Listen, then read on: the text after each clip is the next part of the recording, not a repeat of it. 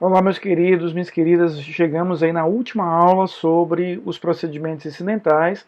Nós vamos falar nessa aula sobre o incidente de falsidade e o incidente de sanidade.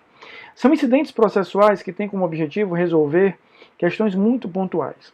O incidente de sanidade vai resolver a questão sobre a capacidade plena no que diz respeito à imputabilidade do acusado. Lembra que a imputabilidade é um dos elementos que formam, lá na teoria do crime, o conceito de culpabilidade. Então, a imputabilidade forma um dos conceitos essenciais da teoria do crime, que é o conceito de culpabilidade.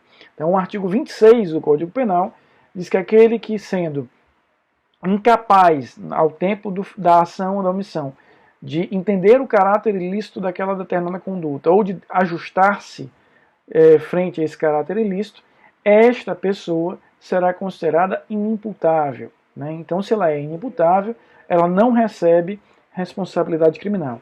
Da mesma forma, o parágrafo único vai criar a figura da semi-imputabilidade, ou seja, se eu não tenho capacidade penal plena, mas também não sou considerado inimputável, eu tenho aí a figura da semi-imputabilidade. Dentro desse contexto, dentro desse cenário, o que a gente vai perceber é a existência efetiva de atos que são os atos probatórios necessários para a verificação se aquele indivíduo é ou não capaz de responder por aquela determinada conduta. Como é que funciona isso?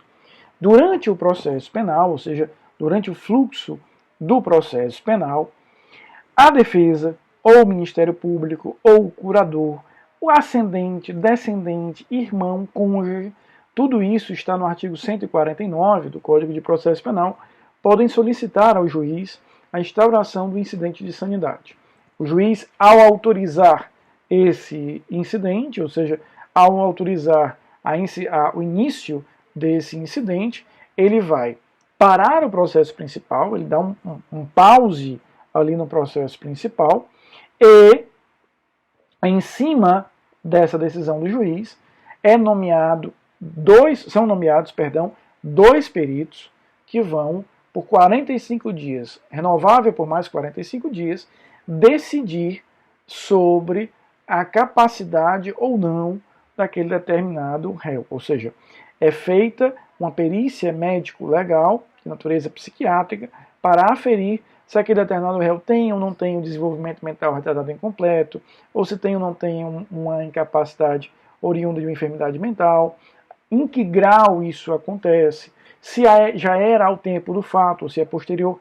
Tudo isso, essa perícia médico-legal de natureza psiquiátrica vai tentar aferir. Em outras palavras, se ele tem alguma enfermidade mental, ou mesmo desenvolvimento mental retardado incompleto, se é de agora ou se era da época do fato, e em que grau isso afeta o discernimento dele sobre aquela determinada conduta criminosa. Esse é o objeto, esse é efetivamente a razão de ser que nós vamos encontrar em relação a esses elementos. Então, o objetivo do incidente de sanidade é parar o processo principal para que efetivamente eu possa ter aqui o desenvolvimento de uma prova, a produção de uma prova médico-legal. Prova médico-legal é essa que vai determinar, vai aferir se aquele indivíduo tem ou não tem como seguir respondendo àquele determinado processo. Então, o processo principal está se desenvolvendo, instaura-se um incidente de sanidade, eu paro o processo principal, em paralelo surge esse incidente. 45 dias, renovável por mais 45 dias, ao final desse procedimento, os peritos apresentam um laudo. O juiz homologa aquele laudo, a homologação aqui é uma homologação apenas do ponto de vista formal, o juiz não está dizendo se está concordando ou não com a conclusão que aqueles peritos vieram efetivamente a chegar, ele apenas está dizendo, olha, realmente o laudo é válido, é uma prova válida, e aí ele retoma o processo principal, e ao retomar o processo principal, retoma a prova, e ele vai verificar no processo principal, confrontando aquela prova produzida pelos peritos com os demais elementos de prova, se há responsabilidade criminal, se não há, em que medida há essa responsabilidade criminal, tudo isso vai ser aferido no processo principal. Então veja, este incidente de sanidade tem como objetivo produzir apenas uma prova. ele não será o ambiente no qual o juiz vai declarar se há ou não há responsabilidade criminal. Ele vai declarar isso no processo principal, confrontando essa análise médico-legal de natureza psiquiátrica com outros elementos de prova que ali, porventura, venham a existir. Tá? Então, o objetivo do incidente de sanidade é a produção de uma prova médico-legal de natureza psiquiátrica sobre a capacidade penal no que diz respeito à inimputabilidade ou imputabilidade do agente na época da prática do fato.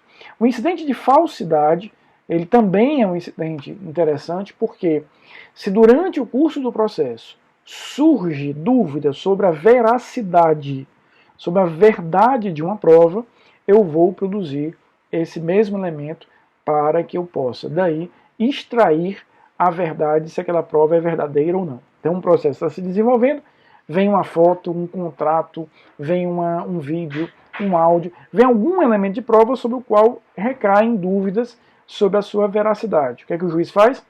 Segue com a instrução, mas em paralelo ele dá ensejo ao incidente de sanidade, um incidente de falsidade.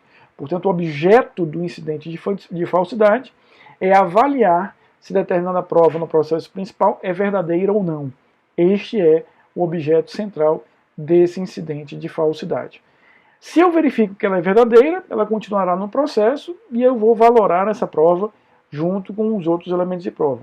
Se eu verifico que ela é falsa, eu vou realmente desentranhá-la do processo principal e vou comunicar o fato ao Ministério Público para que ele faça as apurações sobre a autoria daquela falsificação, sobre as responsabilidades criminais decorrentes disso. Detalhe, ao contrário do processo anterior, do procedimento anterior, do incidente de sanidade, em que o processo principal para, no incidente de falsidade, o processo principal não para, ele continua. Apenas o juiz vai esperar a conclusão daquele procedimento antes de sentenciar.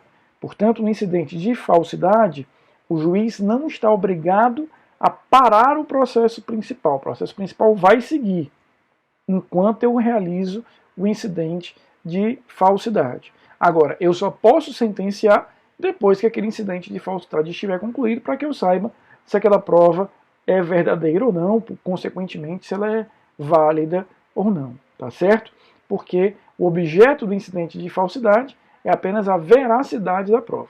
Se essa prova é verdadeira, quanto ou como ela será utilizada no processo principal, aí é uma outra questão.